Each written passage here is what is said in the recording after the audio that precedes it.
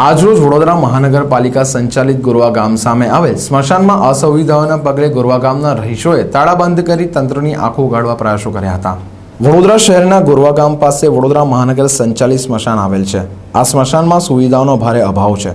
સ્મશાનમાં પતરા સડી ગયા છે અને ગંદકીએ માજા મૂકી છે। ત્યારે અંતિમ ક્રિયા માટે આવતા મૃતકના પરિવારજનોને ભારે હાલાકીનો સામનો કરવો પડી રહ્યો છે। ગોરવા ગામના રહીશોએ આ અંગે તંત્રને વારંવાર જાણ કરી હોવા છતાં તંત્રની આંખો ઉઘડતી નથી। ત્યારે આજરોજ વિસ્તારના રહીશોએ સ્મશાનને ખંભાથી તાળા લટકાવી તંત્ર સામે પોતાનો વિરોધ નોંધાવ્યો હતો।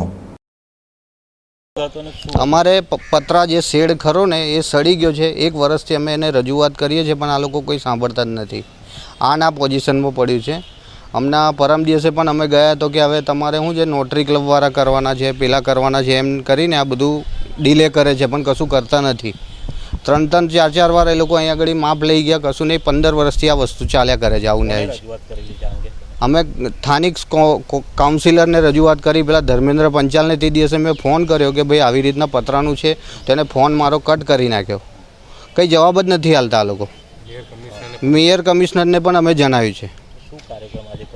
આજે અમે ખાલી આ ધરનાનો આ તાળાબંધીનો કાર્યક્રમ રાખ્યો છે કે ભાઈ આ લોકો આ કશું કરતા નથી એટલે હવે એને તારું જ મારી દો, કેમ કે સામે વરસાદ આવે છે અને પતરા સડી ગયા છે તો હવે સળગાવવાના કંઈ, પછી કોઈ આવે તો એને કઈ આગળ બોડી સળગાવવાની, બહાર લઈ જવી પડે પછી। કેમ કે અમને ગોરવા તળાવ આગળ તમે આટલો બધો ખર્ચો કરો છો અને સ્મશાનમાં ધ્યાન નથી હાલતા। તો આ જીતુ સુખડિયા આટલા વર્ષોથી દેખાયા નહીં, હવે આ ઇલેક્શન આવ્યું છે, હવે આ 2 જ મહિના છે એટલે હવે આ લોકો આવીને અહીં આગળ હવે બધું નાટક કરે છે।